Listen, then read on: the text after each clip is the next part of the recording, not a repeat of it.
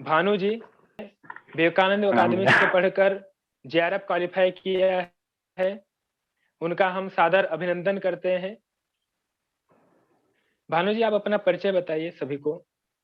प्रणाम भैया।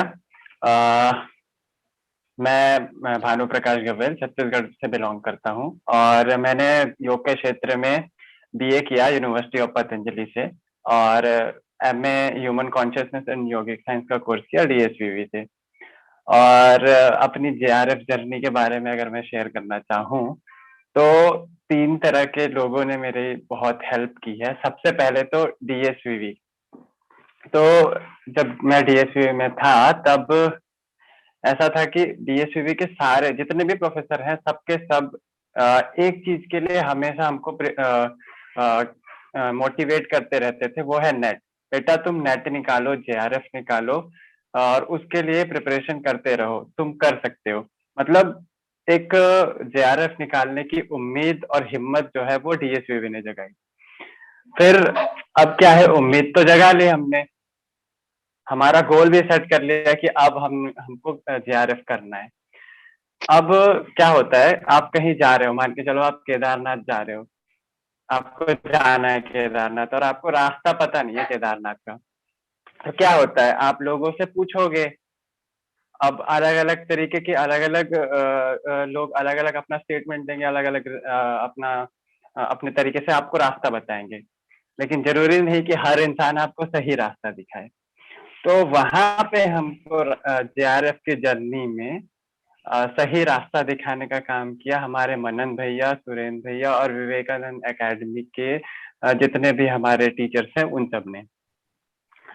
तो अभी गोल सेट हो गया, रास्ता भी दिखा दिया। अब बाकी जो तीसरे लोग हैं, मेरे सहपाठी मोहित, मीनाक्षी, श्रवण और ईशा, इन सब का भी बहुत अच्छा सहयोग रहा। और हम सभी ने, हम चारों ने, जिसमें से मोहित, मीनाक्षी और मेरा तीन जेआरएफ हैं और श्रवण और ईशा का नेट हुआ है। वो हम सभी ने विवेकानंद योगा एकेडमी से, मनन भैया से प्रेरित होके, सुरेंद्र भैया से प्रेरित होके अपनी जो प्रिपरेशन है वो शुरू करी पिछले साल। तो पिछले साल हमको तो कुछ पता नहीं था कि नेट कैसे क्वालिफाई करना है, हमको बस ये पता था कि नेट क्वालिफाई करना है। तो उस बीच में मनन भैया और विवेकानंद एकेडमी की पूरी टीम ने हमको बताया कि इस तरीके का सिलेबस है, ऐसे ऐसे प्रिपरेशन करना है, इस बुक से इतना आता है, उपनिषद हो या चाहे योग दर्शन हो, चाहे हठ योग के ग्रंथ हो, चाहे एनाटॉमी या फिजियोलॉजी या साइकोलॉजी हो। तो इस तरीके से हर प्रकार से हमारी विवेकानंद एकेडमी की तरफ से हेल्प की गई और प्रॉपर नोट्स प्रोवाइड किए गए, रिकॉर्डेड लेक्चर्स यूट्यूब के माध्यम से हमको मिले, ऐप के माध्यम से मिले और इस तरीके से फाइनली हमने जेआरएफ को अचीव किया।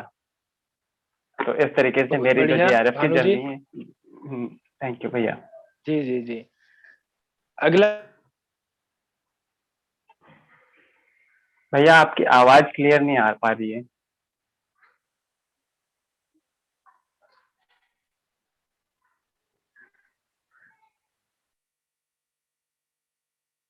हेलो।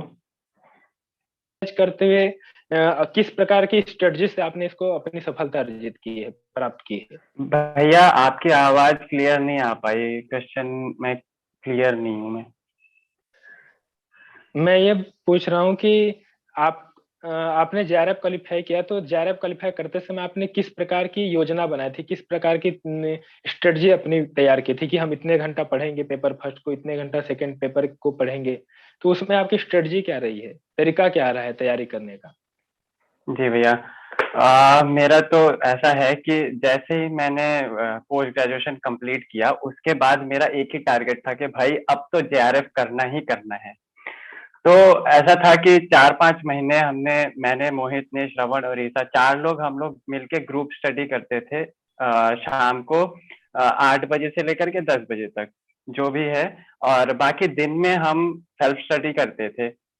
और एक टारगेट था कि जेआरएफ करना है, तो जितना हो सके उतना पढ़ते थे। कोई स्पेसिफिकली हमने टाइम सेट नहीं किया था, बस रात को ग्रुप डिस्कशन का टाइम सेट किया था बाकी मूल ग्रंथ पहले पढ़ते थे, उसके बाद जो नोट्स है वो पढ़ते थे। और अगर कुछ समझ में नहीं आ रहा है तो फिर आपसे, सुरेंद्र भैया से और हमारे डीएसपीबी के जितने भी प्रोफेसर हैं उनसे सलाह लेते थे, और ऐसे करके धीरे धीरे करके काफी सारे इम्प्रूवमेंट्स हुए। आप लोगों ने भी बहुत हेल्प किया, और इस तरीके से हम लोगों ने ये अचीव किया। तो ये जी जी। स्ट्रैटेजी रही है मेरी। जी जी जी, बहुत बढ़िया। विवेकानंद अकादमी के किन किन शिक्षकों से आपने क्या क्या विषय पढ़ा पेपर 1 और पेपर 2 में, जो आपको बहुत अच्छा लगा और लगा कि हमारी बेस्ट तैयारी यहीं से हो रही है? हाँ, अगर मैं पेपर 1 की बात करूं तो सबसे पहले तो जितेंद्र सर ने हमको ऑफलाइन डीएसयू में जब हम लोग थे तब हमको पढ़ाया था, और वास्तविक में टीचिंग एप्टीट्यूड और जो कम्युनिकेशन है वो इतना बढ़िया तरीके से उन्होंने क्लियर किया कि आपको मैं बता नहीं सकता। बहुत, मतलब जीते जागते एक मोटिवेशन है हमारे लिए। और जो टीचिंग के लिए तो वो भगवान है, समझ जाइए। और जो रीजनिंग वाला जो पोर्शन था, मैथ्स वाला जो पोर्शन था, वो हमारे उत्कर्ष सर जी ने मतलब बहुत अच्छे से क्लियर किया, बहुत इजी कॉन्सेप्ट से समझाया। बाकी आपसे मनन भैया, आपसे हमने योग दर्शन और उपनिषद जो है वो बहुत अच्छे से पढ़ा। और सुरेंद्र भैया हमारे हैं जिन्होंने हठ योग पढ़ाया हमको। और लक्ष्मी गुप्ता मैम थी शायद उस टाइम पे, मैं नाम भूल रहा हूँ, या फिर हाँ लक्ष्मी गुप्ता मैम थी, उन्होंने साइकोलॉजी और एनाटॉमी पढ़ाया।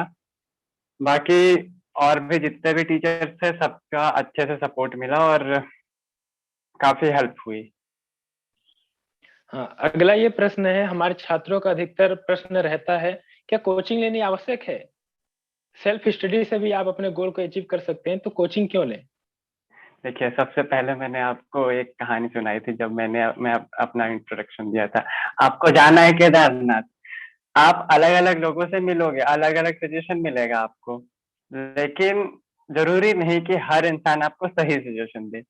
तो वहां पे एक ऑथेंटिक पर्सन का होना बहुत जरूरी है। तो हमारे लिए जैसे हमको जेआरएफ करना है तो हम अलग अलग जगह जाएंगे, अलग अलग लोग अलग अलग सजेशन देंगे, लेकिन जरूरी नहीं कि हर किसी की सजेशन सही हो। आप मेहनत तब भी करोगे, और अगर आपको कोई अच्छा रास्ता दिखाने वाला मिल गया तो आप बहुत कम मेहनत पे सीधे निकल जाओगे। तो वही है, हमारे जीवन में रास्ता दिखाने वाला तो मतलब जेआरएफ के लिए रास्ता दिखाने वाला तो विवेकानंद योग अकेडमी रहा है। आप रहे हो, सुरेंद्र भैया रहे हैं, और बाकी विवेकानंद अकेडमी के जो भी टीम है वो सब रहे हैं। क्योंकि शुरुआत हमने आपसे की थी, उम्मीद डीएसपीबी ने जगाई, रास्ता आपने दिखाया, मेहनत हमने की, और जेआरएफ हमको मिल गया।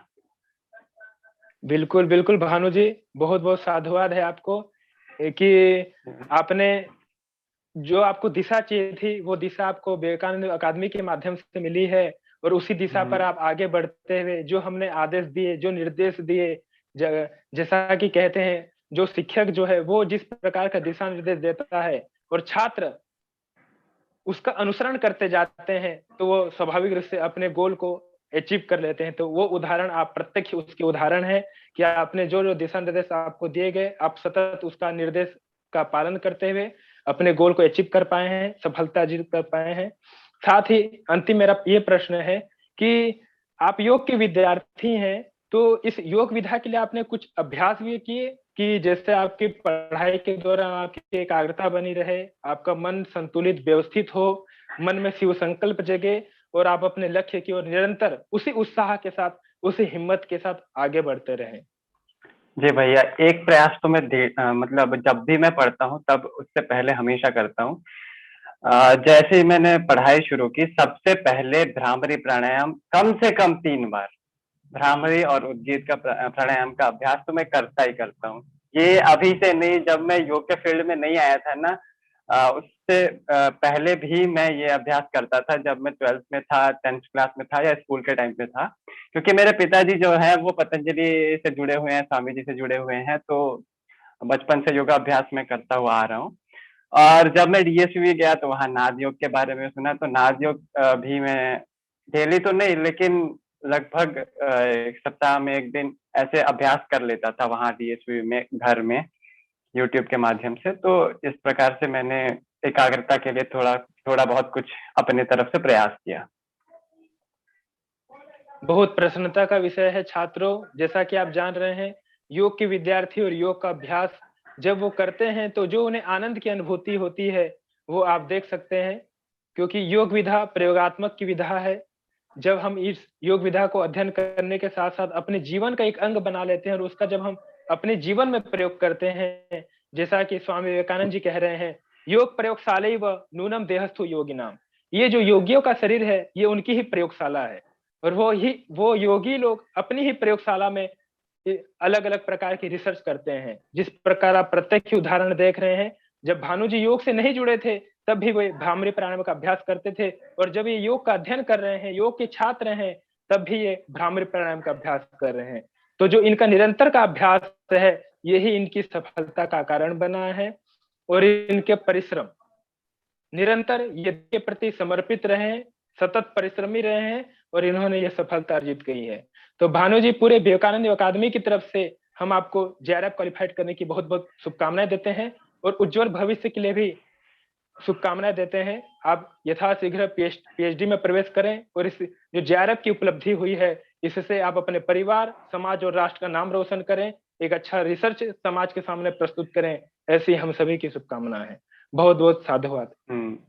थैंक यू सो मच भैया। मेरी तरफ से भी विवेकानंद योग एकेडमी और उनके सभी जो टीचर्स हैं उनको तहे दिल से शुक्रिया कहना चाहता हूँ, क्योंकि जो रास्ता है एक तरीके से जेआरएफ का, वो हमें आपसे ही मिला है। बेसिक तो आपसे ही कंप्लीट हुई है, और किस तरीके से पढ़ना है वो सब एक बहुत ही स्ट्रक्चरल वे में आप लोगों ने बहुत अच्छे से समझाया। उसके लिए आपको तहे दिल से शुक्रिया, क्योंकि बिना आपके ये अचीव कर पाना मेरे लिए शायद असंभव था। तहे दिल से शुक्रिया भैया। बहुत बहुत धन्यवाद भानु जी।